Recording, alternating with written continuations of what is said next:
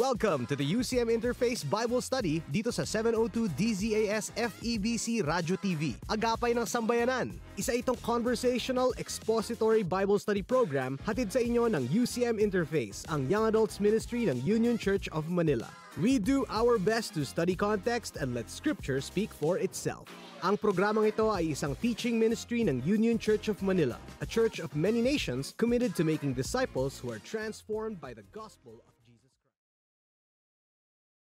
Before we begin, why don't we do some introductions? Okay, so I'm Phoebe. I'm the digital media head of CBN Asia. Okay, and we got... Ako si Rainier, Young Adult Ministry Director dito sa Union Church of Manila. And my name is Gutch, commercial voice artist. Today we're going to discuss Daniel chapter 3. Then King Nebuchadnezzar sent to gather the satraps, the prefects, the governors, the counselors, the treasurers, the justices, the magistrates, and all the officials of the provinces to come to the dedication of the image that King Nebuchadnezzar had set up. Then the satraps, the prefects, the governors, the counselors, the treasurers, the justices, the magistrates, and all the officials of the provinces gathered for the dedication of the image that King Nebuchadnezzar had set up. And they stood before the image that Nebuchadnezzar had set up. And the herald proclaimed aloud, "You are commanded, O peoples, nations, and languages, that when you hear the sound of the horn, pipe, lyre, trigon, harp, bagpipe, and every kind of music, you are to fall down and worship the golden image that King Nebuchadnezzar has set up. And whoever does not fall down and worship shall immediately be cast into a burning fiery furnace." Therefore, as soon as all the peoples heard the sound of the horn, pipe, lyre, trigon, harp, bagpipe, and every kind of music, all the peoples, nations, and languages fell down and worshipped the golden image that King Nebuchadnezzar had set up.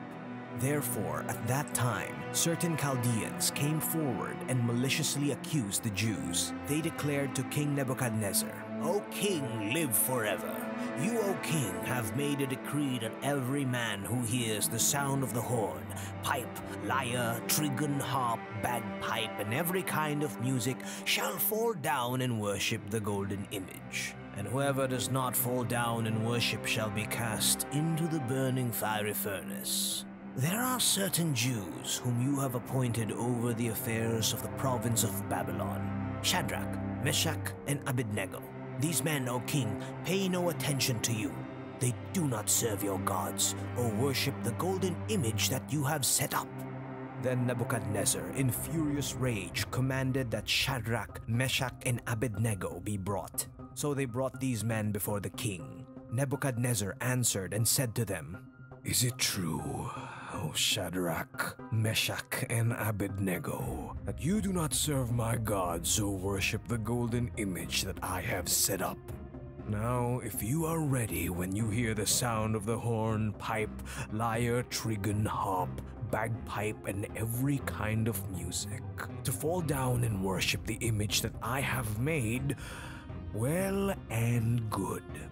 But if you do not worship, you shall immediately be cast into the burning fiery furnace. And who is the God who will deliver you out of my hands?" Shadrach, Meshach, and Abednego answered and said to the king, "O Nebuchadnezzar, we have no need to answer you in this matter. If this be so, our God whom we serve is able to deliver us from the burning fiery furnace, and he will deliver us out of your hand, O king. But if not, be it known to you, O king, that we will not serve your gods or worship the golden image that you have set up." Then Nebuchadnezzar was filled with fury, and the expression of his face was changed against Shadrach, Meshach, and Abednego. He ordered the furnace heated 7 times more than it was usually heated. And he ordered some of the mighty men of his army to bind Shadrach, Meshach, and Abednego, and to cast them into the burning fiery furnace. Then these men were bound in their cloaks, their tunics, their hats, and their other garments, and they were thrown into the burning fiery furnace. Because the king's order was urgent and the furnace overheated, the flame of the fire killed those men who took up Shadrach, Meshach, and Abednego. And these three men, Shadrach, Meshach, and Abednego, fell bound into the burning fiery furnace. Then King Nebuchadnezzar was astonished and rose up in haste. He declared to his counselors, "Did we not cast 3 men bound into the fire?" They answered and said to the king, "True, O king." He answered and said, "But I see 4 men unbound, walking in the midst of the fire, and they are not hurt, and the appearance of the 4th is like a son of the gods." Then Nebuchadnezzar came near to the door of the burning fiery furnace. He declared, "Shadrach, Meshach, and Abednego, servants of the Most High God, come out and come here." Then Shadrach, Meshach, and Abednego came out from the fire. And the satraps, the prefects, the governors, and the king's counselors gathered together and saw that the fire had not had any power over the bodies of those men. The hair of their heads was not singed, their cloaks were not harmed, and no smell of fire had come upon them. Nebuchadnezzar answered and said, "Blessed be the God of Shadrach, Meshach, and Abednego, who has sent his angel and delivered his servants, who trusted in him and set aside the king's command and yielded up their bodies rather than serve and worship any god except their own God. Therefore, I make a decree. Any people, nation, or language that speaks anything against the God of Shadrach, Meshach, and Abednego shall be torn limb from limb, and their houses laid in ruins. For there is no other God who is able to rescue in this way." Then the king promoted Shadrach, Meshach, and Abednego in the province of Babylon. Medyo interesting tong chapter Interesting na to, di to, ba? oo. Ito yung very popular story. Sa mga the- bata. Yeah, common yung side mga- material. Kasi 3 tao na tinapon Yeah. dun sa Fiery fire, and then may 4th furnace. man in the flame. Ito Yeah. yung isa sa mga iconic na kwento. At unang part yung i-describe niyo yung image of gold na pinatayo ni Nebuchadnezzar. Tapos yung pangalawang part, the trial of Daniel's friends. That's from verses 8 to 18. Yung panghuli, 19 to 30. Ito na yung kwento ng redemption and vindication. Okay. So yun yung 3 parts. And then later, we'll talk about the application. All right, so let's go chapter 3. The first one is 1 to 7. Dito, nagpagawa si Nebuchadnezzar ng isang statwa. Kasi dun sa dream, sabi ni Daniel, ikaw yung ulo na ginto. Pero, ano nangyari sa kanya dito? At sa chapter na to, biglang nagpatayo siya ng statwa na buo yung ginto. At ganong kalaki nga? 90 feet 90 feet high high. by 9 feet feet. wide. So medyo Right. malapad, mataas. Medyo So it's mataas, like a no? 9-story building. Oh, grabe. Na lahat yon ay Gold. ginto. I'm sure malambot ang gold eh. So kumbaga yung labas Must ng have had Oo, a oo, mix. oo. Tsaka kung nakakagawa sila ng ganito, ang gold kasi tinutunaw yan eh. Yeah. Di ba? At saka napakataas ang temperature na required para matunaw yung ginto. Yeah. Sa kwento na to later on, may fiery furnace. Alam natin, dyan tinutunaw yung ginto. Pero balikan natin yung tanong. Bakit kaya dito, nagpagawa siya ng isang statwa na mataas, malaki, at ginto lahat? I think it's in response to the dream. Alam na magtatapos din yung kingdom. I wonder if this is parang I want to extend my kingship or my rule for as long as I can. Naintindihan kaya ni Nebuchadnezzar yung implication ng dream? Na hanggang ulo lang siya, oh, okay, isa ka sa pinaka-mahalagang kingdom or empire. Pero hanggang dun ka lang. We are also unsure if this image is... If it's an Yeah, image yeah, of the yeah. king or an image of a god. Of a god that Right. he Yes, is a devotee. Right. Hindi tayo sigurado. Yeah. Yes. Pero nakakatawa lang na baka related. Yan. So pinatawag niya sa verse 2, sino-sino? So the satraps, prefects, governors, advisors, treasurers, judges, magistrates, and all the other provincial officers. Oh, Officials. di ba? It's just so strange that after Parang, chapter 2, verse 47, nagpagawa siya ng ganito at pinatawag niya lahat ng mga leaders. That everyone bowed down when they hear the music or the sound of the... parang may demand ng public demonstration of adoration, worship. basically worship. To this image that he built. Yeah. Kasi iba, paulit-ulit yung instruments, paulit-ulit yung mga officials. Yeah. Yes. And then may isa pang, may set of words dito na paulit-ulit. He set it up. 9 times across this Yeah. whole first part. Nakakatawa nga siya pakinggan na. Tama, Gooch. May mga repeated words dito. Lalo itong list ng dignitaries at saka musical instruments Yes. na ginamit to worship the golden image. Parang, ang saya-saya, di ba? Ngumiti kayo, di ba? Ngumiti kayo. I would be curious kung ano yung sound nung all of those musical instruments sabay-sabay. Yeah. Must be grand. Pagkasulat dito, some of the instruments were actually Greek instruments. Greek words pa nga yung ginamit eh. Talagang meron ng borrowing ng Yeah. cultures noon eh. Okay. Oo, meron na talaga. Yeah. Nakakatawa lang. Kasi sino ba yung susunod na... Magko-conquer sa Oo, kanila. oo. Yeah. Hindi pa immediately yung Greeks, pero malapit na yan. Yeah. oo. After Babylon, it was Persia Yeah. and then Greeks. Eh. Yeah. Right. Isa pang nakita ko dito, yung paulit-ulit na banggit. Kasi talagang, you know what? You are compelled to obey. Kasi napakahalaga nito. Hindi ka pwedeng maiwan dito. Kailangan sumama ka. Kasi nakita mo nga, lahat ng dignitaries nandito. Yeah. You cannot disobey this. Kung saan ginawa yung mga gintong yan, tinunaw, doon kayo itatapon. Kapag hindi kayo sumunod, nakakatakot. Kaya wala kang choice. There's a threat of life. Right. Yeah. Very controlling, very... Yan. Despotic leaders, ganyan talaga yan eh. Mm. Gagamitin nila ang batas. In the history of the world, alam natin yan, pattern na yan. Lahat Right. ng mga tyrannical, despotic leaders, ganyan. Batas yan, batas yan. Tsaka biro mo yan. Parang masyado namang mabigat yung parusa. Agad-agad. Yeah. Patay Kasi agad. diba immediately? Immediately. immediately. Thrown into the Susunugin. fire furnace. Ay, ibang klase talaga Yeah. tong si Nebuchadnezzar. Nakilala na rin niya kung sino si Yahweh, pero tingnan mo pa rin yung ginawa niya. Yeah. No? Yeah. Gumawa pa rin siya talaga ng isang idol na ginto. Yeah. Kasi nga, human beings are basically religious beings. And if we refuse to let God have that place of enthronement, maghahanap talaga tayo ng ibang ilalagay dyan. Most of the time, it's Ibang us. God. Yeah, yes. Yeah, That's we'll, yun ang gagawin natin. We'll put something or someone in the Yeah. place of God. Yeah. Let's now move to the second Chunk part. number 2. This is 8 to 18. Ito, medyo ma-action na yung nangyari dito.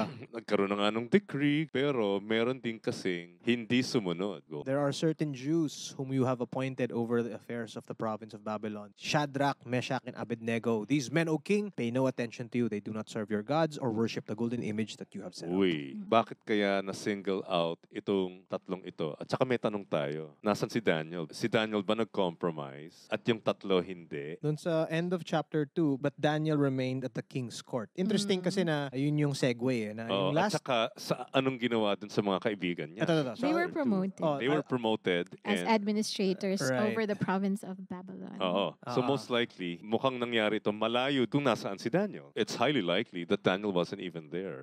because of Daniel's position, immune siya. Yung mga Chaldeans parang, ay, hindi natin kaya yan. Yeah. Pero kaya natin yung mga bros niya. Yes. Ang dami kasing mga theories. Pero nahiwalay si Daniel eh. Even from chapter 2, sila nga yung bida eh, dapat eh. Tapos biglang, itong mga Parang- exiles na to, biglang swoop Silang, in. sino sila? Oo, Right. yan. Position namin Oo, yun. yeah. True. Diba? Oo. Yeah, professional jealousy. Yeah, ganyan. parang ganyan.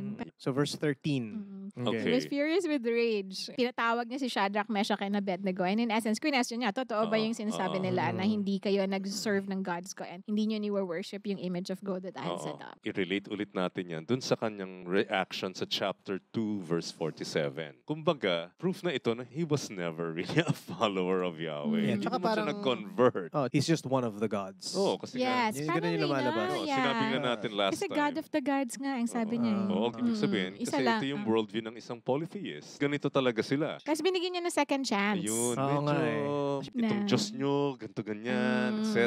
Tapos Okay. biglang, babawiin ko ba yung sinabi ko? Ano Ah. kaya?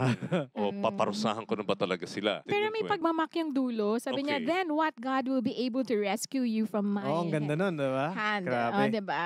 Pagdating dito, sino pang pwedeng magligtas sa inyo? May kakayanan si Yahweh sa ganyan. Para din ito nung sa miracles ni Jesus, when Jesus calmed the storm, alam mo yung reaction ng mga disciples? Takot na takot sila. Kasi hindi pa nila ever nakikitang gumawa ng ganong klaseng milagro si Jesus. Sanay lang Right. sila dun sa Healing of the exorcism, yan, sick. ganyan, healing. Pero yung ganong ganyan. klaseng display. Pero Parang- teka lang, nature na to eh. Oo. Ibang Right. usapan na to. Parang even the storms, the wind, follow kasi nga, you. pinapakilala ni Jesus kung sino siya, that He is the Son of God, na hindi pa rin magets ng disciples. Shadrach, Meshach, and Abednego answered and said to the king, O Nebuchadnezzar, we have no need to answer you in this matter. Nebuchadnezzar, if this be so, Ay, grabe. our God, whom we serve, is able to deliver us from the burning fiery furnace, and he will deliver us out of your hand, O king.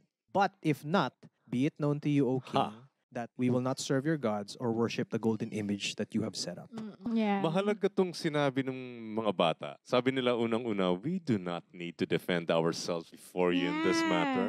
Para dito sa mga batang ito, yung kanilang paniniwala kay Yahweh is never predicated upon what they think God should do for them. O hindi rin dun sa hindi gagawin ng Diyos para sa kanila.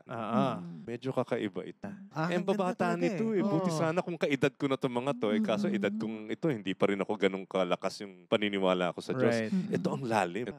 Kinikilala na nila si Yahweh. Kaya nung oras na humarap sila sa mabigat na decision na ganito, itong crisis moment na to, alam na nila kung sino ang pipiliin nila. Siyempre, pagkatapos sabihin ng mga batang ito ni Shadrach, Meshach, and Abednego yung kanilang paniniwala, ano naman naging reaction ni King Nebuchadnezzar sa verse 19? Pinainit pa niya yung furnace 7 times more. Alam nga natin, you need a very, very high temperature in order to melt gold. And most likely, itong furnace na to, yun yung ginagamit. Kaya lang weird, kasi pinataas siya 7 times. What does this tell us? Na-insulto talaga dito yung hari. And this is all about his ego.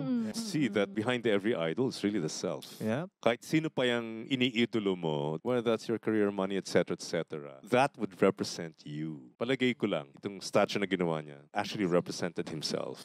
Okay, pinainit. Tapos they were bound, pati yung mga damit nila, pati yung mga hats nila. Tinapon sila. Meron mga tagatapon, no? May Pero mga, dahil sa pagmamadali, pati yung mga nagtapon namatay. so ito yung ironic dito. Yung mga dapat magtapon, sila pa yung namatay. It's as though it's a confirmation that the heat was so intense for it to cause death. Right. Malapit ka pa lang, nasusunog ka na. Already. Now for the last part. Merong ibang napuna si Nebuchadnezzar. And what was his reaction to what he saw? Hindi ba nagtapon tayo ng 3 guys? But I see 4 men unbound, walking in the midst of the fire, Wow. and they are not hurt. And the appearance of the 4th is like a son of the gods. Okay, the appearance of the 4th. Gusto ko yung reaction niya na he leaped to his feet in amazement. Ini-imagine ko, ano kayang itsura niya, no? Parang from galit na galit to yung... Yeah, ito na yung pangalawang beses na siyang naka-witness ng kagalingan, ng power ni Yahweh. But of course, hindi pa rin niya ngayon nakukonclude agad eh. Pero nagulat pa lang siya. There's the 4th person who looks like... A son of the gods. Son of the gods. gods. Anong ibig sabihin kaya nitong description na yun? Sinasabi nila na Sige lang, it could sige be lang. like as Christophanic Theophany. Na parang there's the incarnate God, Jesus. Right. That's a popular Yeah, that's a perspective. popular take. Perspective. Although, Hindi naman kailangan. Yes. It could be an angel. Because they later also on said that. also, medyo may ganyang description yung angels eh. Yeah. These are divine beings and therefore, they look rather different. They're extraordinary. The text itself is actually unclear. It doesn't specifically state that it's Jesus It doesn't. or No. it's Plus, Wala. take into consideration that this is from the perspective Of a pagan. Of pagan. Nepa, So it's just his words. Diba? Kung pagan ka, isipin mo, naku, ano to? Son of the gods. Oo. Bottom line nito, it's divine. Yeah, He recognized that there was something hand of the divine, divine, happening Yes. there. So lumapit na siya Lumapit sa siya pinto. dun sa opening. Siyempre, hindi siya masyadong malapit. Baka masilaban din siya. Tinawag niya yung mga binatilyo. Si So this is Shadrach, now, Meshach, Abednego. And then he said, Servants of the Most High God, come out. Aba, Biglang no? may ganun. Biglang God of the Most High. From sinong Diyos ang magliligtas sa inyo? from that to, servants of the Most High God. Okay? Bawi. Lumabas na kayo. At alam niyang kaya nilang lumabas. Eto na. Naulit na naman yung listahan ng mga So they were all dignitary. there. Oh, they were all there to when they were witness. They all thrown. saw it. They all saw They it. all witnessed what happened. They witnessed the miracle. They witnessed this powerful demonstration. Yeah, and they saw that the fire had not had any power over the bodies of those men. Not a Right. hair of their Biro mo yun? heads. Nakaamoy na ba kayo ng sunog? Yeah. Lalo na yung Madalas. sinaing. Ay, pagkain. Ang baho kaya. baho ng Mabaho na. Hair Baho yun. na. Yung kwento ko kasi, mahilig kasi ako manood ng anime. Okay. So ang ginawa ko, nilagyan ko ng alcohol yung kamay ko. Tapos sinunog ko. So, parang, Eh, may buhok-buhok kaya yung kamay. Kaya nga, tapos sinunog ko yung kamay ko. Bata pa ako nito. So.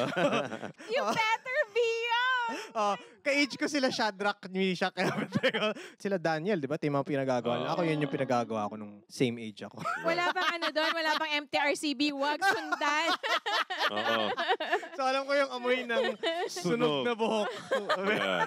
Maganda dito. Tingnan niyo yung reaction sa verse 28. 28. Blessed be the God of Shadrach, Meshach, and Abednego, who has sent his angel and delivered his servants, who trusted in him and set aside the king's command and yielded up their bodies rather than serve and worship any god Okay. except their Their own. own. Grabe. Conversion na kaya Ewan ko na ito. kung Well, there was an acknowledgement of what the God of the three men can do. Pero sinabi rin niya kasi dun sa huli, and were willing to give up their lives rather than serve or worship any god gods except their own God. Yeah. Hindi pa naman There niya wasn't a inaangkin my eh. God. God. Not my God, their own That's God. a very good observation. Diba? Sabi ko, alam mo, marami namang ganito mga tao talaga eh. Mm. You know, we work with young adults. There are people who honor God enough that they would devote Sunday mornings to go to church.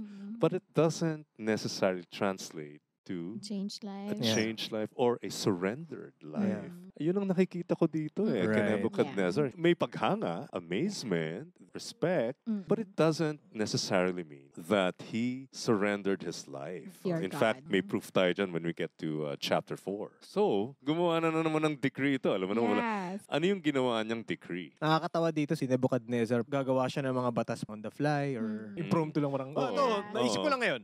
Oo. Ito na yung mangyari. Yeah. Oh, very ad hoc kasi siya, eh, no?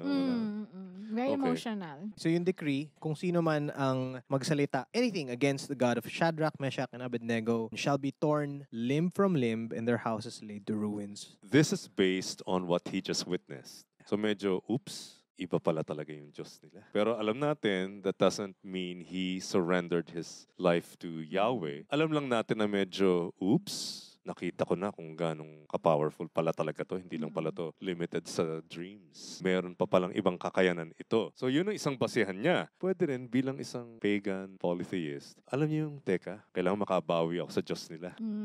Di ba? Na-offend ko ang Diyos nila, kaya kailangan bumawi ako. Eh, tayo mga Pilipino, naintindihan natin yan. Ah. Kasi tayo, exposed tayo dyan sa mga, medyo ang kultura natin, halo-halo. Meron tayong animistic aspects ng culture natin, na kailangan pag dumaan ka dun sa anthill, tingin natin dyan, nuno sa punso, sasabihin natin, Iwasan mo. tabi-tabi po. May Ah. mga ganyan tayo eh, Ah. di ba? Yung mga Pilipino may ganyan. But we know that's not a biblical worldview. That's not a Yeah. Christian worldview. That's Mm. very, very pagan. Pero Yeah. ang dami mga Pilipino na ganyan. It's Na kailangan- cover day basis. Oh, cover na lahat ng bases. Oo. Wala naman kasing mawawala sa'yo. Yeah. Right. Oo. Pero maraming masamang Oo. mangyayari sa'yo kung hindi mo Oo. ginawa. So, Kaya might well. magsasabit ako nung, ano yung tawag doon? Yung mirror, yung Yeah, yeah, bagwa. yeah. Katabi nung crucifix. Para sigurado lang na walang bad luck na pupunta sa aming tahanan. We just want to cover all the bases. di ba? Right. Medyo ganyan ang worldview ng mga Filipinos. Dito, I think it's going to be challenged. Kasi makikita natin ang sarili natin kay Nebuchadnezzar dun sa mga sinabi niya about the decree. Hindi naman talaga siya sumuko eh. Most likely dahil sa kanyang pagan and polytheistic worldview, he was just trying to appease Yahweh. Medyo natakot din siya. Yeah. In-acknowledge, pero kita mo pa rin yung brutality. To be cut into pieces. Grabe. Sobra naman. Theatrical, ano? Dramatic lahat. Oo. Kasi siguro ganito kapag you're just a human being and then you're given so much power. Oo. Siguro I think- nakaka-addict din talaga, no? Oo, Yung ganun. siguro yung hindi mo talaga mahahandle yung authority masyado, yung power masyado. No? May limitation talaga tayo kasi kung nasobrahan nun, eh mukhang ganito na nga yung resulta. You need to have grounding to be Oh, able right. to handle power or even pay Right. money well. I mean, not everybody probably has yung experience na may powerful position na ganito. Pero lahat ng tao may experience handling money. And yung pera, nag-iiba yung perspective ng tao. Yeah, Nag-iiba yung kung paano nila tratuhin yung ibang tao. Pagka nagkaroon sila ng sobrang daming pera, parang ang daming kong Wow. options na pwede kong gawin. Suddenly you're bigger than everybody else. Yeah, may sinabi si Abraham Lincoln, nasabi namin to sa ibang podcast, pero nearly all men can stand adversity. But if you want to test a man's character, give him power. Yun. I love this. Wow. Doon mo talaga malalaman Yeah. kung anong klaseng pagkataong meron siya. Lalo pa itong si Nebuchadnezzar. He was considered the most powerful person in the known world at Yeah. least. may lesson on leadership din talaga dito sa Book of Daniel. I'm thinking nga, in the corporate world, like when you get promoted, how do you handle your people or the people under your team? Do you lord over them? Ito yung sinabi ko, ito yung batas. Dapat sundan nyo. Kung hindi, ito yung mangyayari. Yeah. Lalabas yung totoong character Oo, mo. lumalabas talaga. Dati yung bait mo. Kala mo ang bait mo. Tapos biglang, nung nagkaroon ka ng power, biglang init na ulo agad. Tapon yan sa fiery furnace. Naging authoritarian na. You better do what I say. Or Hindi. else. Para sa inyo, ano yung mga naging highlights ng chapter na to? Totoong situation siya, even today. Maraming mga tao na may encounter with Jesus, but it's not enough to give my life to your God. Your God's cool, pero okay lang ako dito sa distance na to. Totoo yan. Kasi ako mismo, marami akong naiengkwentrong ganyan. They honor God enough to have that kind of conversation with me. Pero pagdating na dun sa, kasi you're sharing the gospel to them. Siyempre, kailangan dalhin mo yan sa puntong magde-decide sila. Ayaw talaga. Sabihin na lang, mukhang hindi para sa akin to eh. If they're honest, kasi they know that they have to align their life to Kasi what nga, they profess to believe. Well, because when I share the gospel, I really emphasize on the cost of following Jesus. Yeah. You will give your life. Right. Oo. Kasi hindi ko ginagawang sales pitch. I would never peddle the gospel and water it down. Pinapresent ko siya sa mga kaibigan ko kung ano dapat yung marinig nila. Mababait na mga tao. Simisimba rin naman, pero hindi talaga okay, suko na ako sa'yo, Panginoon. Siguro ang naging prayer ko was that, Lord, may it never happen that something really, really bad happens in my life and it would affect my relationship with you. Yeah. Kasi in essence, ganyan yung nangyari sa kanila eh. Diba? Parang, akala ko ba ganyan kang Diyos? Pagkatapos you'd allow us to be conquered and exiled. Right. Yeah. And they're the cream of the crop of their land. So creme de la creme yan. Tapos biglang from that position to servants. And yet, despite that, they could still love God. Right, right. And if we can't stand up to that, pagka tinatukan na tayo ng fiery furnace, parang magbibigyan lang tayo ng mga safe excuses na, sige, okay lang. I'll just bend down to your Isa pang image. nakita ko rin dito eh. So how do you reconcile that with the response of Shadrach, Meshach, and Abednego, even to the book of Exodus? Si Shipra at si Puwa, yung Hebrew midwives, they disobeyed the orders of the Pharaoh. Yeah. Hindi nila papatayin yung mga Hebrew boys. The babies. Hindi nila papatayin yun. Marami pang examples sa scripture ng mga God's people who disobeyed their authorities. I like how the Bible Project Sinabi nga, di ba sa Book of Acts, I'd rather obey God than men. Maski dun sa history naman ng Christianity, marami talagang hindi tumupad sa governing authorities. Sinuwa nila because they don't want to compromise their faith. Halimbawa na niyan, si William Wilberforce. Siya ang nagpasa ng batas to abolish slavery in England. Kaso tumagal lang, napakatagal bago na-approve yun. At nung ma-approve nga, ilang days na lang namatay na siya. Dahil isa siyang Kristiyano, hindi siya naniniwala na tama ang ginagawa ng gobyerno niya. May kita mo rin yan kay Dietrich Bonhoeffer. Oo, ito yung isa German pastor, very young. Pero isa siya sa mga lumaban kay Hitler. Samantalang yung ibang mga simbahan, pastors, priests, lahat yan nakasuporta kay Hitler pero siya hindi. Dahil nga matatag ang faith niya. Palagay ko ito yung sukatan eh. That's when the rubber meets the road. Yeah. Another takeaway that I had from the study, being a manager in a corporate setting. Right, ganyan, right. Na it's so easy to be a Nebuchadnezzar. Oh. Diba? It's so easy to think that you're all powerful. It's so easy to just say, my word is law. Kung ano yung sinabi ko, yun na, gawin nyo. To actually have like negative consequences if you don't follow me. Parang be an authoritarian. Right. And sinabi nga ni Jesus, the Gentiles lord it over. Yeah. Diba? The Gospels, malinaw niya sinabi yan. But basically, in my kingdom, it'll be a flip. Yeah. If you want to be the greatest, you have to be the servant. You have to be a servant. That type of leadership is what Jesus is presenting. Kailangan maging prayer na, Lord, may it never be that power would make me a Nebuchadnezzar. Yeah. Yes. Oo, nakakatakot nga naman. Diba? Yes.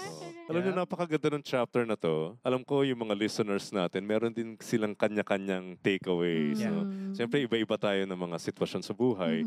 Kaya iba rin yung nagiging application natin. Sana yung mga listeners natin, matuto rin sila na, okay, paano ko ma-apply ngayon itong Daniel chapter 3 sa aking buhay, sa setting ko, in my context. This whole chapter, and actually the whole of Daniel, is really about the power of God, the sovereignty of God over everything. Ang ganda talaga dito yung example ni Shadrach, Meshach, and Abednego na tinapatan sila ng matinding kamatayan. And yet, nope, we're still not gonna worship any other God. Okay lang. Oo, okay lang. Mamatay kami. Okay lang. Sinabi sa Matthew 28, all authority on heaven and earth Right. has been given to me. Yeah. Go therefore and make disciples of all Yeah. nations. People are not gonna be happy about it.